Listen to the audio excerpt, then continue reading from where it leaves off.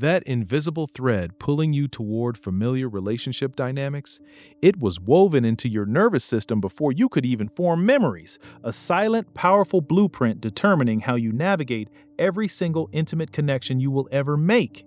Not a choice, not a flaw, but a deeply embedded echo of your earliest world. A profound, unconscious pattern, repeating itself with startling fidelity. You are about to understand attachment theory, not merely as a concept, but as the precise psychological architecture that dictates your deepest relational impulses, from your capacity for trust to your profoundest fears of abandonment.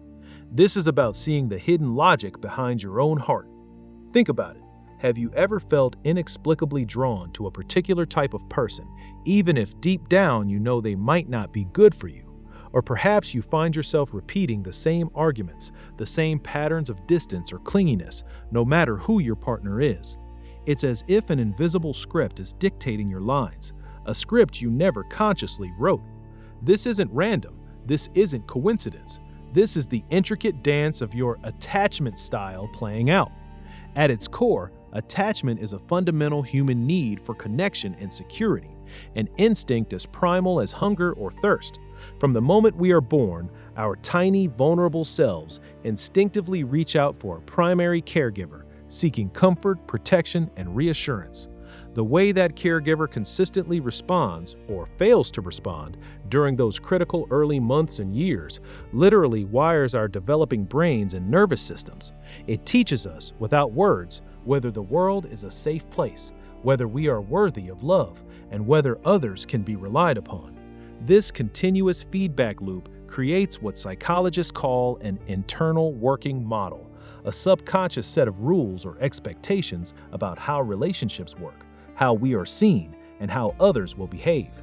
This groundbreaking understanding was first articulated by the British psychoanalyst John Bowlby, whose seminal work throughout the 1960s and 1970s, particularly his 1969 volume on attachment and loss, reshaped our comprehension of human development. He proposed that this model acts like an internal compass, guiding our behavior in relationships throughout our entire lives. It's like an operating system installed in childhood, quietly running in the background, shaping your every relational interaction. If your caregiver was consistently responsive, comforting, and available, a reliable safe harbor, you likely developed what's known as a secure attachment style.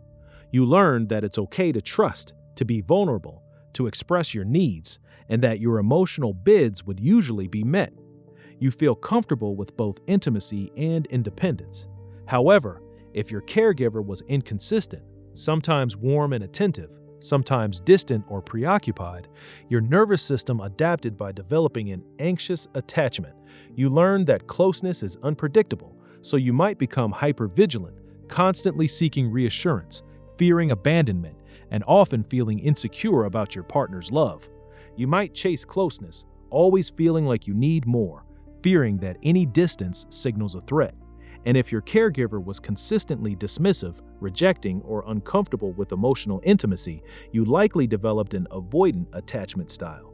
You learned that expressing needs leads to rejection or discomfort, so you adapted by becoming fiercely self-reliant, suppressing your emotional needs, and often feeling uncomfortable with deep intimacy. You might pull away when things get too close, prioritizing independence over connection, even when you secretly crave it. These aren't just labels. They are profound, deeply etched neurological pathways, survival strategies that helped you navigate your earliest world. The truly mind-bending implication of this process is that these childhood survival strategies become your unconscious adult patterns. And here's the revelation that will change how you see every one of your relationships. Those baffling patterns you find yourself in, those frustrating dynamics that seem to repeat themselves with different partners, they aren't random. They are the predictable, inevitable outcome of that deeply ingrained relational script you absorbed decades ago. Before understanding this, you might have asked, why do I always pick partners who eventually pull away? Or why do I sabotage relationships just as they get serious? Or even, why do I feel a constant knot of anxiety in my stomach about my partner's commitment even when things are good? Now, with the lens of attachment theory, you suddenly see the hidden architecture. That constant anxiety you feel when your partner is distant? That's the anxious attachment system being activated, screaming, "Danger, you're about to be abandoned." It causes you to send incessant texts, demand reassurance, and interpret benign actions as threats. You are caught in a loop of hyperactivation, a frantic protest born from childhood inconsistency. And that overwhelming urge to withdraw, to create space, to suddenly feel smothered when intimacy deepens, that's the avoidant attachment system kicking in, pushing you to deactivate emotional needs, prioritize independence, and minimize feelings. You learned that self-reliance was safer than vulnerability, so your brain creates distance to protect you from perceived rejection or engulfment. Have you ever noticed yourself repeating the same argument word for word across different relationships? It's uncanny, isn't it? That's your working model running the show. Research by Cindy Hazan and Philip Shaver, detailed in their 1987 study, Romantic Love Conceptualized as an Attachment Process, brilliantly showed how these infant caregiver dynamics manifest almost identically in adult romantic bonds. They observed that people categorized with secure, anxious, or avoidant attachment styles in childhood behaved in remarkably similar ways in their adult relationships, particularly concerning trust, intimacy, and conflict resolution. It's a profound echo across decades. Understanding this mechanism is not about blaming your parents or your past.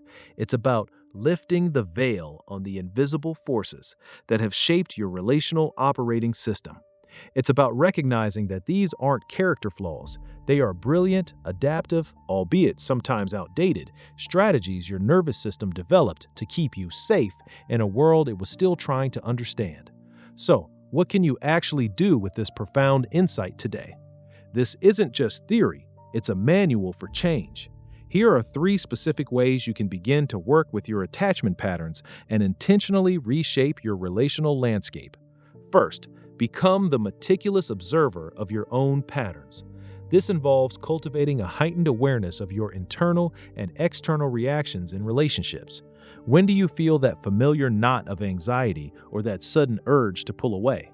What specific situations trigger these responses? Keep a journal, not to analyze, but simply to record the facts. When my partner was late for dinner, I felt a surge of panic and sent 3 rapid-fire texts. Or, when they started talking about moving in together, I felt a deep unease and found reasons to avoid the conversation for days.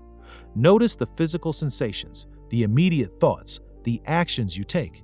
This process, as simple as it sounds, begins to move these unconscious patterns into your conscious awareness. You start to see the script running rather than just acting it out. You notice the triggers, the emotional responses, and the subsequent behaviors that might be inadvertently creating the very dynamics you wish to avoid. Second, learn to communicate your needs and fears from a place of vulnerability, not accusation. This is especially powerful if you have an anxious or avoidant style. Instead of withdrawing or demanding, try to articulate what you're feeling and why, specifically referencing your attachment wiring. For example, instead of, "You never pay attention to me," try, "When you get quiet, my old wiring tells me I'm being abandoned, and I feel really scared. Could we just connect for a moment?"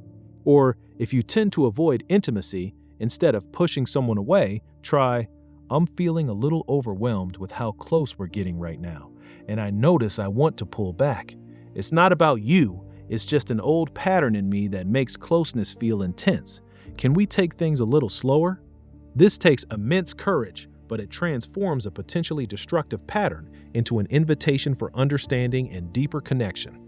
As Dr. Sue Johnson, whose pioneering work in emotionally focused therapy has transformed couples counseling, emphasizes, secure attachment in adulthood is built through partners learning to respond empathetically and consistently to each other's attachment needs.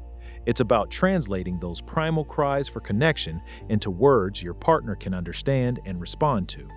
Third, cultivate a secure base within yourself through self-compassion and emotional regulation techniques. Recognizing that your attachment responses are simply echoes of past survival strategies allows you to approach them with kindness, not self-criticism. When your nervous system sends those old alarm bells ringing, whether it's the frantic chase of anxiety or the cold retreat of avoidance, Practice grounding techniques. Take 5 deep, slow breaths. Remind yourself, this is an old feeling, and I am safe now. Engage in self-soothing practices like mindful meditation, spending time in nature, or connecting with trusted friends. This teaches your nervous system that you can be a reliable source of comfort for yourself, gradually rewiring those internal working models. This isn't about fixing yourself. It's about knowing yourself. You are not condemned to repeat your past. That realization alone is an earthquake in your self-perception. You now possess the hidden manual for your own relational operating system, granting you the profound power to debug, to upgrade, to consciously write new code. The understanding that those moments of overwhelming panic or the sudden, inexplicable urge to distance yourself were not flaws in your character, but protective mechanisms that simply need an update. What a profoundly liberating thought. It changes everything, doesn't it? Understanding your attachment style is far more than just learning a psychological concept.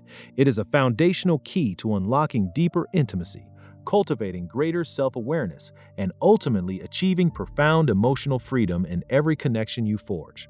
Keep journeying with us as we continue to illuminate the hidden architecture of the human mind, because just beneath the surface of your everyday experience lies another powerful mechanism, quietly shaping your choices, influencing your decisions, and waiting to be unveiled. And when you understand it, you'll see your entire world through a new lens once again.